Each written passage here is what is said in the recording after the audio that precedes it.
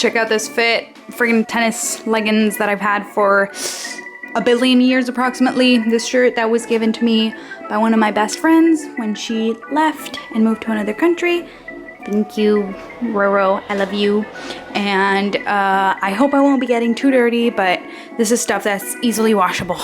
And also not the sweaty stuff that I was wearing earlier. I wore long leggings because I don't exactly want to sit with my bare legs on the pavement of my balcony. That doesn't sound like a pleasant idea in this heat. So let's go do this.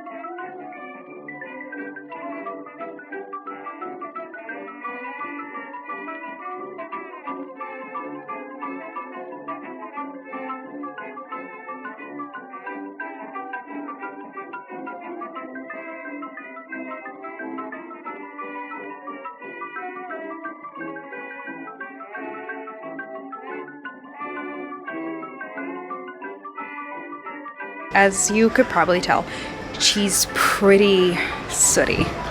So step number one for all of this, as advised by my premium dad, is to clean all of it, the wood and the metal, with petrol. I am particularly looking forward to shining up the machine, especially these beautiful, I don't know if you can see them, I'm in the sunlight, I can't see anything, but especially this beautiful part here. And yeah, so montage of that, I guess. I just wanted to show you the disgusting, look at that fluff, look at that fluff, that is disgusting. That needs to be removed now, so we're doing that now. Yay, yay. Yeah, this is gonna be sweaty.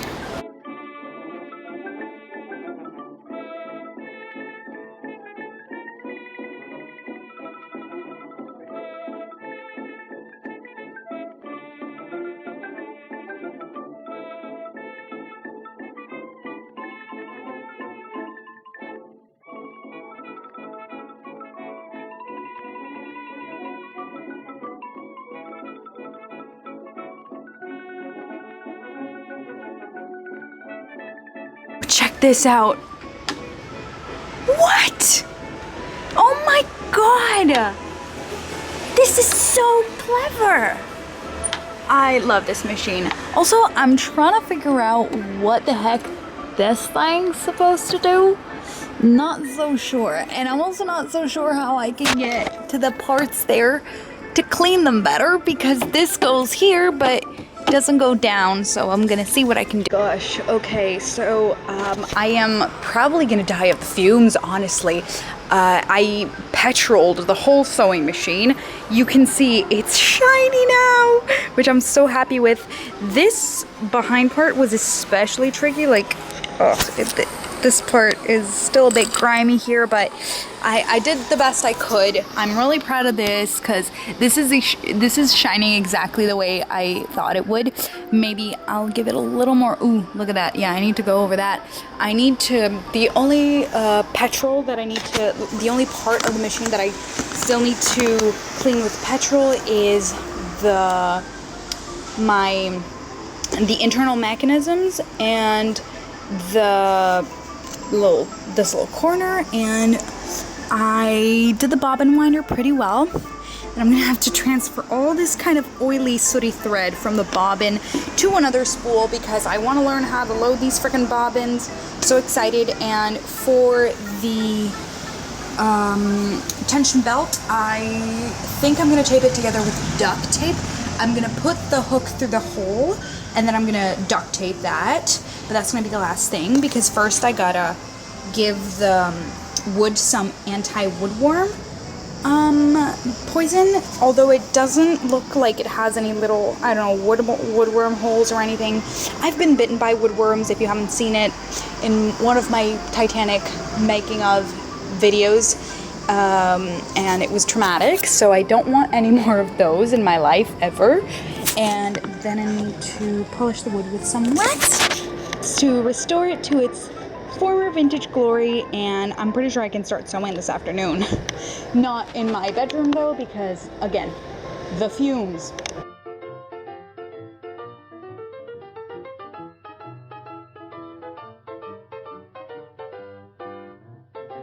Okay, it's wax time now, and then I'll actually start doing the exciting bit. Well, first change and shower and change, whatever order, because whew. And then I'm gonna do the exciting part and start figuring out how the heck this machine works. Is this normal? It smells good though. It smells like pine. Hopefully it'll drown the gross smell of petrol and woodworm medicine, which are intoxicating me right now.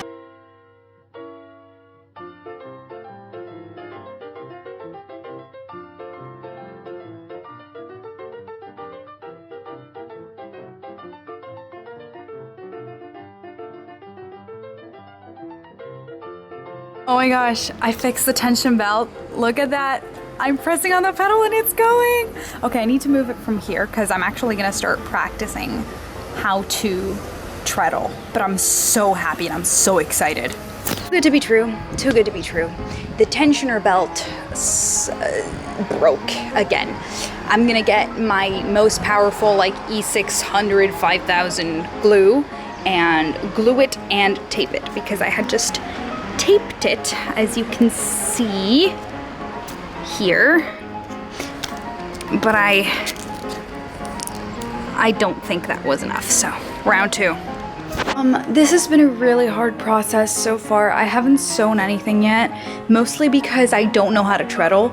I'm trying to learn right now. It's really hard because the fabric is supposed to go towards the wall, but instead when I do it, it goes the other way, and I can't find the way to wind the bobbin. This is already winded, but I wanted to, you know, just check how the bobbin winded, and I can't find a way because everywhere I checked, the belt should be inside this channel, but I really don't know.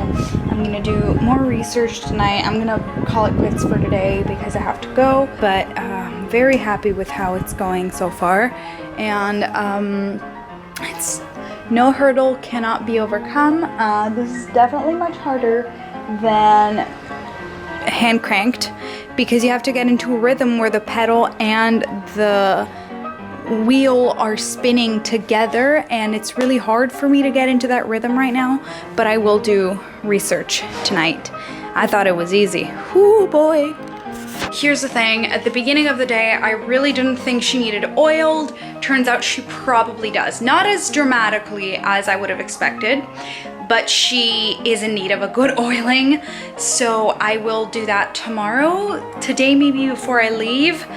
If I have time, I don't know, I might have time, so let me just quickly pack my stuff, have a drink because it's really hot outside, and yeah, I'm really happy with her so far. Okay friends, oh my gosh, can you even see me? Hi. So I've had problems with winding the bobbin of the machine because I'll show you, the little rubber wheel over here doesn't touch the balance wheel, and so when I just turn it, it doesn't do anything when it should touch it.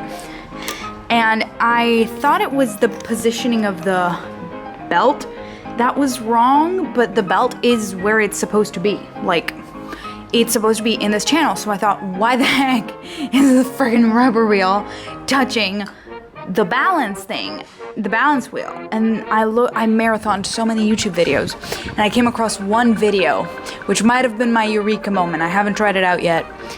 I need to loosen this screw, then make this wheel lock down here and have contact with the balance wheel, and then I need to retighten it. And you will witness this now, and you will see if this is my eureka moment.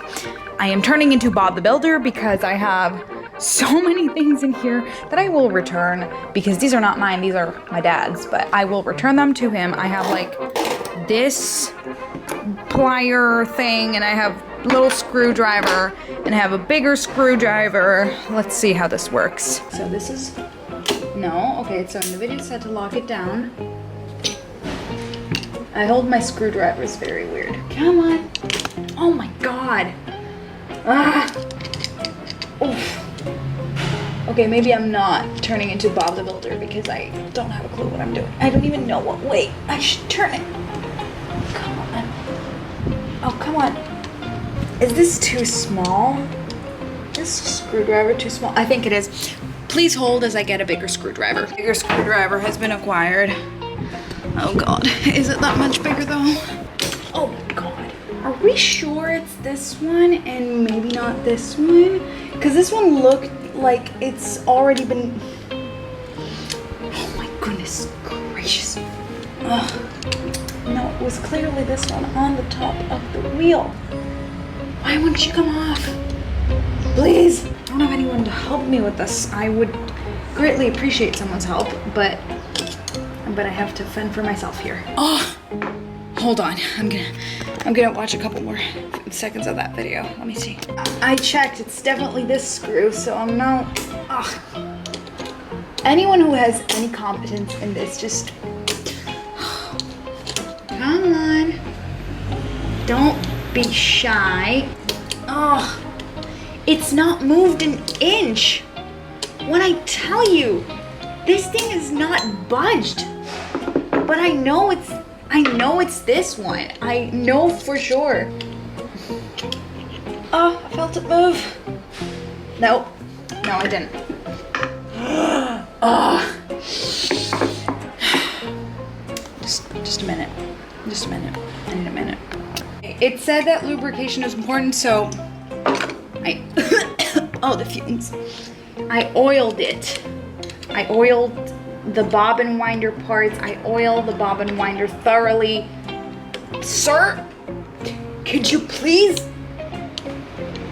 do me the utmost courtesy of moving your metal self? Oh my God. Come on, I know you can. I know you can. That's what you're here for. Oh my God. I'll be back when I unscrewed it because I'm pretty sure everything you can see right now is my elbow. Did it. I did it. Oh my God, I did it.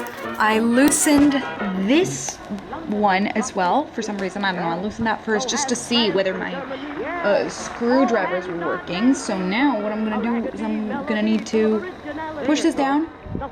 Oh my God, and tighten these again. Oh my God, it works. Right, we have further updates over here. So I noticed that earlier my sewing machine was making a really nasty clunking noise whenever I tried to, oh sorry, I just saw a speck of really bad dust over there. It would make a really bad clunk when I would try to, you know, treadle.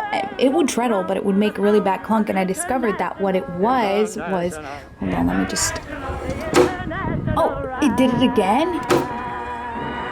I thought I plied it down. See, it's the freaking, okay, I think I need to put a nail in here because it is loose.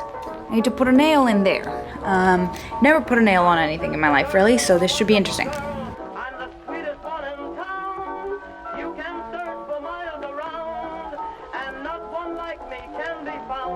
There was a slight change of plans because the nail thing really wasn't working, so I put some super glue. in there, and it's finally, after a lot of time pressing it down, finally doing its job. So now I'm gonna put the glue jar back, and I'm gonna start doing some sewing. Well, practice sewing and learn how to treadle.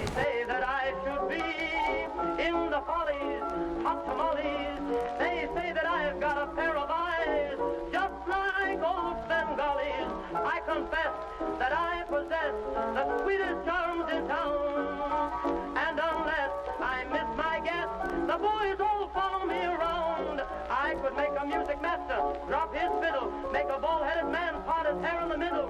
Cause I'm a red-hot mama, but I'll have to turn my damper down.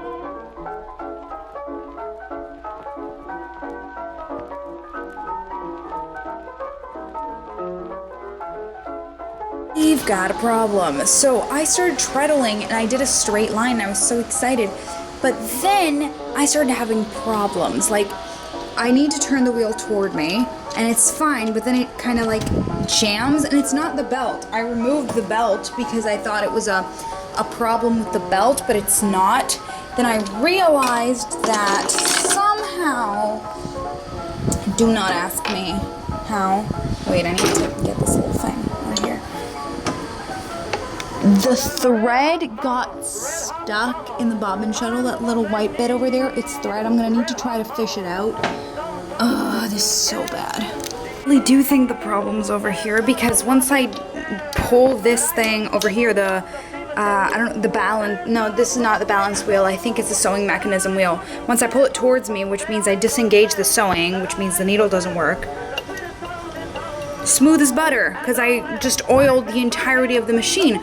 But the second I re-engage the sewing mechanism, it starts struggling, and the clicking sounds like the bobbin is struggling here.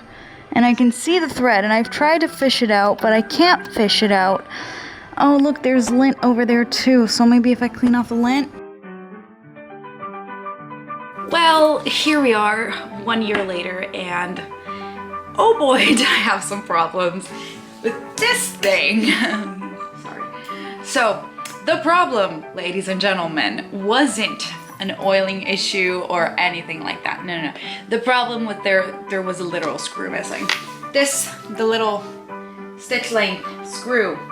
Now, a family friend has a friend who's a collector of these beauties, and we asked him to please take a look at her, like he did with my first sewing machine, and he said, oh, of course it's not working. There's an entire piece missing that's essential to the functioning of the machine. And this sainted man just went around and looked for the piece, and he couldn't find it, so he made it himself.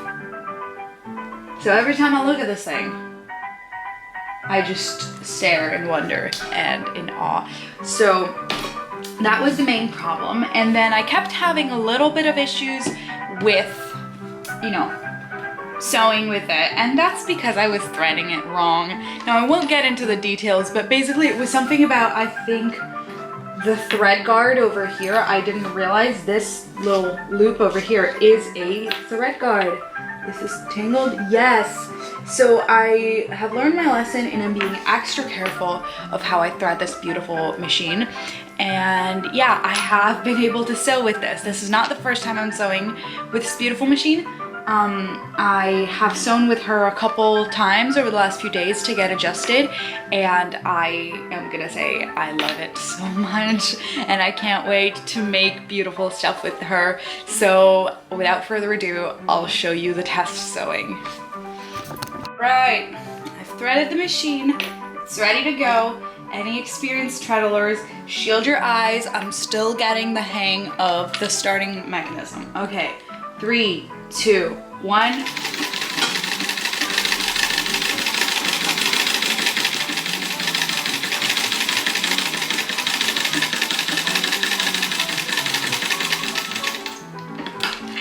And voila! Do I have thread snips? No, please hold. There we go. Look at that. I don't know if you can really see it because the thread is very light, but it is flawless.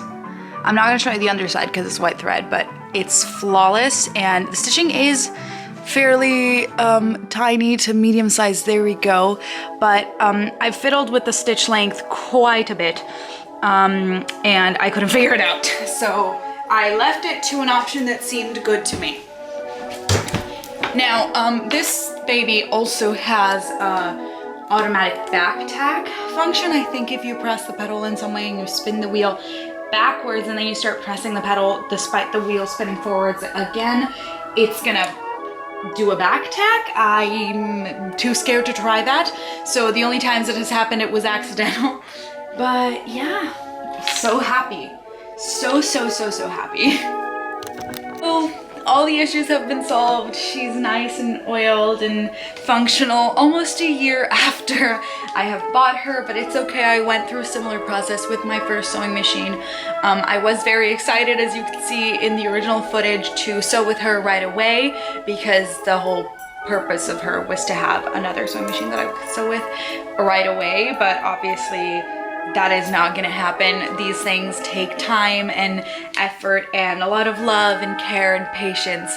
So definitely, if you are looking into getting an antique sewing machine, even not a treadle, even just a hand cranked, just know that you're probably not gonna be sewing with it for a while. It just takes a long time to figure them out, and it is so worth it because they are pieces of history and they need to be treated as such with the utmost care and love and respect that they deserve, because, as I say, the sewing machine wants things and you need to give it what it wants in order to let her give you what you want, which is a functional, well-made piece of clothing or seam without birds' nests.